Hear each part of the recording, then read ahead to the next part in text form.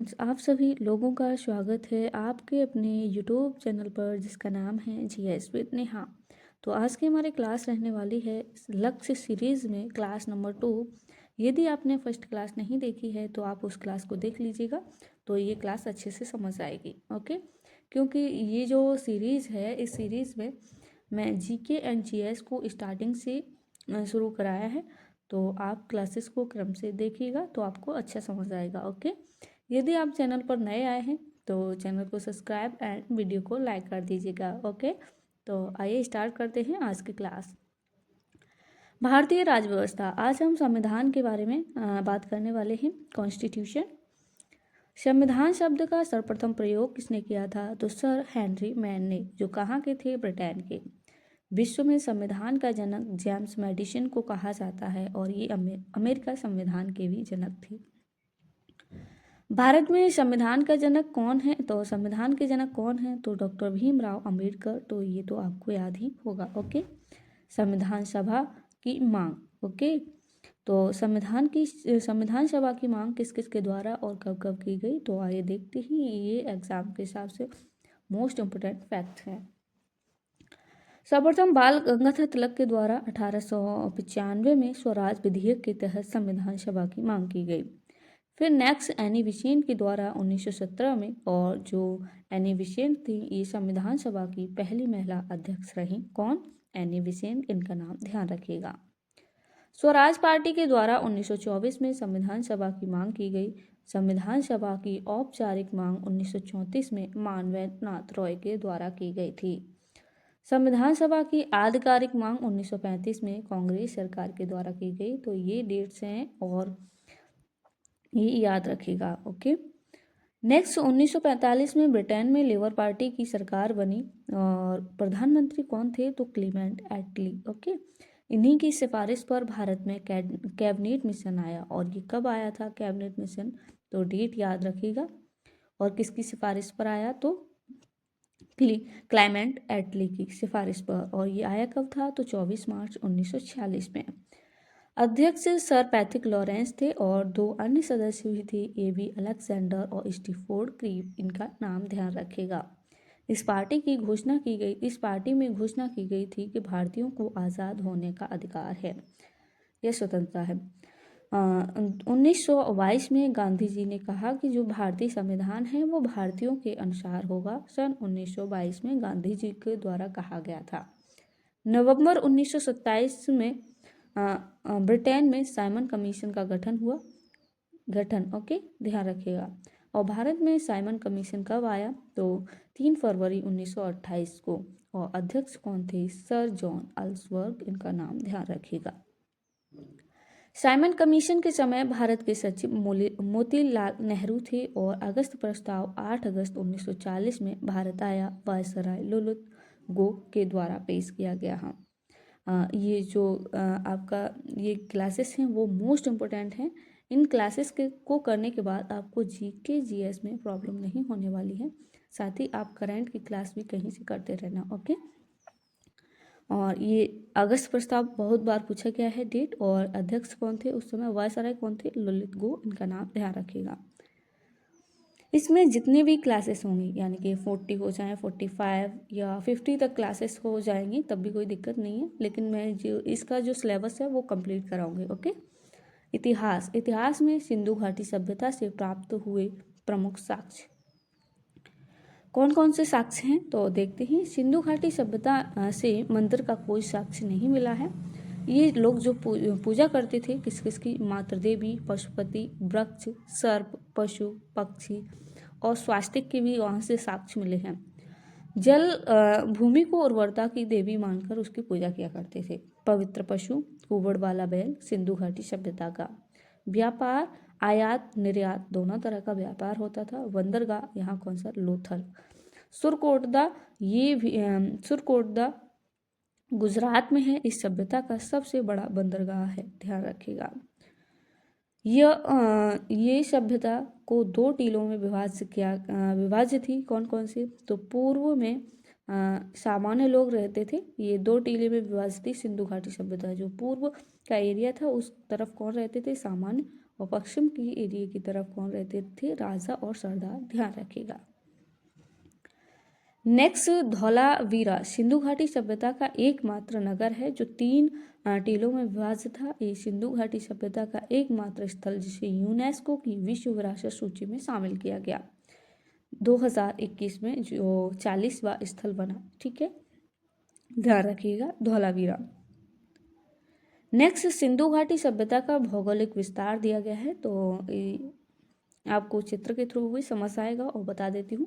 उत्तर में मांडा है, मांडा जम्मू कश्मीर, जो कहाँ पर है? चिनाब नदी के पास। पूर्व में आलमगीरपुर, मेरठ हिंडन नदी के पास है। और पश्चिम में सुत कांगे डोर। यहाँ पर देखो, यदि हमसे कोई टाइपिंग मिस्टेक और यदि कोई मिस्टेक होता है तो आप हमको कमेंट बॉक्स में बता सकते हैं। ओके, यदि डाउट है तो भी पूछ सकते हैं, और यदि पीडीएफ चाहिए तो भी बता सकते हैं। मैं टेलीग्राम चैनल पर डाल दूंगी जिससे कि आपका बार बार रिवीजन हो सके। ओके, जो बलूचिस्तान में दसक नदी के किनारे है। ओके, नेक्स्ट है दक्षिण में दैमाबाद महाराष्ट्र में प्रवरा नदी के किनारे पर है। ओके, नेक्स्ट है भूगोल। भूगोल में देखते हैं भारत का प्राकृतिक विभाजन, नेचुरल डिवीजन ऑफ इंडिया।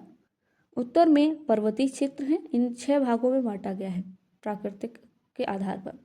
और उत्तर का विशाल मैदान, भारतीय मरुस्थल, प्रायद्वीपीय पठार, तटीय मैदान, और नंबर 6 पे है प्रायद्वीपीय क्षेत्र। ओके, तो आज हम बात करने वाले हैं उत्तर का पर्वतीय क्षेत्र।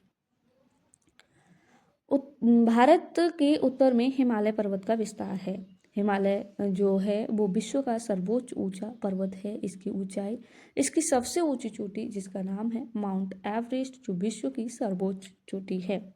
माउंट एवरेस्ट जो हिमालय है वो सर्वोच्च ऊंचा पर्वत है, और इसी पर इसकी सबसे ऊंची चोटी है जिसका नाम क्या है? Mount Everest. और ये विश्व की सबसे ऊंची चोटी है, और जिसकी लंबाई कितनी है? ऊंचाई 8,848.86 मीटर। ओके, जो नेपाल में स्थित है माउंट एवरेस्ट, और नेपाल में इसे सागर माथा के नाम से भी जाना जाता है, तो ध्यान रखिएगा। नेक्स्ट है हिमालय के क्षेत्र कितने हैं? 4। ट्रांस हिमालय, दोपहर है बृहद हिमालय या महान हिमालय या हिमाद्री ग्रेट हिमालय, इन नामों से जाना जाता है बृहद हिमालय को। नेक्स्ट है लघु हिमालय, और नेक्स्ट है शिवालिक हिमालय, वराह या उप हिमालय। संसार के बलित पर्वत कौन कौन से हैं? तो देखते हैं। रॉकीज, जो रॉकीज है ये उत्तर अमेरिका का बलित पर्वत है। एंडीज ये दक्षिण अमेरिका का है। आल्प्स ये यूरोप का है। एटलस ये अफ्रीका का है। और हिमालय ये कहाँ का है? एशिया का। ग्रेट डिवाइडिंग रेंज ये कहाँ की है? कहाँ का है? ऑस्ट्रेलिया का, ध्यान रखिएगा। नेक्स्ट हम बात करने वाले हैं जीव विज्ञान की प्रमुख शाखाएं। जो फर्स्ट क्लास थी उसमें वैज्ञानिकों के नाम हमने किए थे, तो आपसे रिक्वेस्ट है कि आप उस क्लास को देख लीजिएगा। ओके, इसमें प्रमुख शाखाएं करेंगे, जैसे पेशी का अध्ययन क्या कहलाता है? मायोलॉजी। ये अध्ययनों से एक न एक क्वेश्चन पूछ लिया जाता है, तो आप इस क्लास को अच्छे से कीजिएगा और 2 से 3 बार रिवीजन करोगे तो याद हो जाएगा। शैवालों का अध्ययन फाइकोलॉजी कहलाता है। हड्डियों का अध्ययन क्या कहलाता है? ऑस्टियोलॉजी, ध्यान रखिएगा। बालों का अध्ययन ट्रैकोलॉजी, ध्यान रखिएगा। ओके, नाखूनों का अध्ययन एनिकोलॉजी कहलाता है। दांतों का अध्ययन ओडोंटोलॉजी। ओके, नेक्स्ट है दिल का अध्ययन क्या कहलाता है? कार्डियोलॉजी। मस्तिष्क का अध्ययन न्यूरोलॉजी कहलाता है। गुर्दों का अध्ययन क्या कहलाता है? नेक्रोलॉजी। ओके, नेक्स्ट है विषाणुओं का अध्ययन क्या कहलाता है? वायरोलॉजी। वंशानुक्रम का अध्ययन क्या कहलाता है? आनुवंशिकी। कोशिका का अध्ययन साइटोलॉजी। अंगूरों का अध्ययन विटिकल्चर। सब्जियों का अध्ययन है वो हॉर्टिकल्चर कहलाता है। और जो फ्लोरिकल्चर है ये फूलों का अध्ययन है, ध्यान रखिएगा, यहाँ लिख नहीं पाया है। शिलालेखों का अध्ययन एपिग्राफी कहलाता है। रेशम का अध्ययन सेरीकल्चर। रक्त का अध्ययन हेमेटोलॉजी, और पादपों का अध्ययन फाइटोलॉजी कहलाता है। ओके, नेक्स्ट है जीवाश्मों का अध्ययन प्लियोन्टोलॉजी कहलाता है। कैंसर का अध्ययन ऑन्कोलॉजी और जो कवक हैं, कवक विज्ञान क्या, कवकों का अध्ययन क्या कहलाता है? माइकोलॉजी, ध्यान रखिएगा। सपनों का अध्ययन वानरोलॉजी कहलाता है। यहाँ पर रूट वर्ड दिए गए हैं, यदि ये किसी में रूट वर्ड आपको मिलते हैं तो उनका संबंध किस किस से, देखो यहाँ भी कार्डियो रूट वर्ड मिलता है, उसका संबंध दिल से होगा। ऑस्टियो मिलता है, वहाँ हड्डियों और अस्थियों से संबंधित होगा। मायो ये पेशी से संबंधित होगा। न्यूरो ये मस्तिष्क से। फाइटो ये पादप से। और लॉजी का अर्थ होता है अध्ययन। ओके, नेक्स्ट मधुमक्खी पालन क्या कहलाता है? एपीकल्चर मोस्ट इंपोर्टेंट है, ध्यान रखिएगा। यहाँ पर ये डाउट वाले क्वेश्चन हैं तो इनको देख लेते हैं। जो पेशी का अध्ययन है वो मायोलॉजी कहलाता है, कवक का अध्ययन माइकोलॉजी, थोड़ा ही डिफरेंस है। ओके, पेशी का मायोलॉजी और कवक का माइकोलॉजी, इनको थोड़ा अच्छे से ध्यान रखिएगा। नेक्स्ट इकोनॉमी में ये जो अर्थव्यवस्था थी उसके 3 सेक्टर मतलब होते तो 5 हैं, जो मोस्टली इम्पोर्टेंट होते हैं वो 3 होते हैं, जिसमें मैंने 2 सेक्टर करा दिए हैं फर्स्ट क्लास में। ओके, तो आज हम बात करने वाले हैं थर्ड। तृतीय क्षेत्र इसे सेवा क्षेत्र के नाम से भी जाना जाता है, इंग्लिश में सर्विस सेक्टर। ओके, यह प्राथमिक एवं द्वितीयक दोनों क्षेत्रों को सेवा प्रदान करता है, प्राथमिक को भी और द्वितीयक को भी। इसके अंतर्गत व्यापार, वाणिज्य, परिवहन, संचार, बीमा, बैंकिंग, इंटरनेट, पर्यटन आदि क्षेत्र आते हैं। जीडीपी में सर्वाधिक योगदान रहता है किसका? तो तृतीयक क्षेत्र का। इसमें भारत की सबसे कम जनसंख्या संलग्न है। सर्वाधिक जनसंख्या किसमें संलग्न है? प्राथमिक क्षेत्र में, कृषि में। ओके, और उसी से सबसे कम जीडीपी मिलती है। जीडीपी में सबसे कम योगदान किसका है? प्राथमिक क्षेत्र का। और जनसंख्या सर्वाधिक किसमें है? तो प्राथमिक क्षेत्र में। ओके, नेक्स्ट चतुर्थ क्षेत्र, जिसमें इसके अंतर्गत कौन कौन से क्षेत्र आते हैं? जैसे अनुसंधान एवं विकास है, इंजीनियरिंग है, सूचना प्रौद्योगिकी है, ये 4th सेक्टर के अंतर्गत आते हैं। ओके, और पंचम क्षेत्र है, 5th सेक्टर है, इसमें उच्च स्तरीय निर्णय लेने वाली संस्थाएं आती हैं, जैसे कि सरकार, डॉक्टर, टीचर, एडवोकेट आदि। ये लोग 5th सेक्टर के अंतर्गत आते हैं, तो ध्यान रखिएगा। नेक्स्ट, वैदेशिक संबंधों के आधार पर अर्थव्यवस्था के प्रकार, ये 2 प्रकार की होती है वैदेशिक, ठीक है, इन संबंधों के आधार पर। तो खुली अर्थव्यवस्था, एक बंद। खुली अर्थव्यवस्था क्या होती है कि उदाहरण के लिए जैसे कोई देश है वो अन्य देश से कुछ भी ले सकता है और दे भी सकता है, उसे खुली अर्थव्यवस्था कहा जाता है। अब इसका अपोजिट हो जाएगा बंद अर्थव्यवस्था।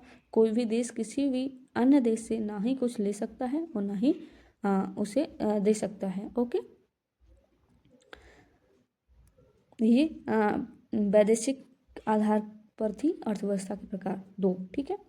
नेक्स्ट हम बात करने वाले हैं स्टैटिक जीके में शास्त्रीय नृत्य। ओके, आपका स्टैटिक जीके का जो पोर्शन होता है वो बहुत इंपॉर्टेंट होता है, मैं उसे अलग से नहीं इसी में करा दूंगी ताकि आपको इधर उधर और क्लासेस नहीं देखनी पड़े। ओके, तो कल हमने किया था कौन से शास्त्रीय नृत्य का संबंध किस राज्य से है, तो आज एक एक करके सारे जो शास्त्रीय नृत्य हैं उनके बारे में जानेंगे। आज की क्लास में 2 शास्त्रीय नृत्य करेंगे। सबसे पहले भरतनाट्यम, ये सबसे पुराना नृत्य भी है। इसके अन्य नाम जैसे सादी अट्टम या अग्नि नृत्य, पुराना नाम सादिर है, ध्यान रखिएगा। इसके अन्य नाम है सादी अट्टम और क्या है? अग्नि। ओके, जानकारी शिल्पादिकरम से मिलती है और जिसके लेखक कौन है? तो एंग्लो अदिगल, और अभिनय दर्पण से भी इसकी जानकारी मिलती है भरतनाट्यम की। यह नृत्य मंदिरों को समर्पित नृत्य है। शैव धर्म की प्रस्तुति मिलती है। नाट्य रूप का स्वरूप पाने वाला भारत का पहला नृत्य है भरतनाट्यम। इसकी 3 शैलियां हैं, कला क्षेत्र, वुजवूर, कला मंडलम, ध्यान रखिएगा। आरंभ इसका किस पर होता है? तो अलारिपु पर, और अंत किस पर होता है? त्रिलाना पर, इसको भी ध्यान रखिएगा। नेक्स्ट है ओडिसी नृत्य, इसमें भगवान कृष्ण से संबंधित नृत्य है। ये जो ओडिसी नृत्य है, गुरु पंकज चरण दास को ओडिसी नृत्य का जनक कहा जाता है। यह नृत्य शैली है वो भगवान जगन्नाथ की पूजा यात्रा से संबंधित है। यह नृत्य त्रिभंग मुद्रा में किया जाता है, इसे ओरोली भी कहा जाता है ओडिसी नृत्य को। यह नृत्य है ये मुख्यतः महारानियों के द्वारा किया जाता है। शुरुआत मंगलाचरण पर, अंत मोक्ष पर होता है। ओके, जो भारतीय संगीत है इसे 2 भागों में बांटा गया है, हिंदुस्तानी संगीत और कर्नाटक संगीत। जो हिंदुस्तानी संगीत है ये उत्तर भारत का है और कर्नाटक संगीत कहाँ का है, दक्षिण भारत का, तो ध्यान रखिएगा। ओके, तो ये थी आज की क्लास। तो आपको बताना है कमेंट बॉक्स में आपको क्लास कैसी लगी। ओके, और अपना ख्याल रखिएगा, मिलते हैं नेक्स्ट क्लास के साथ।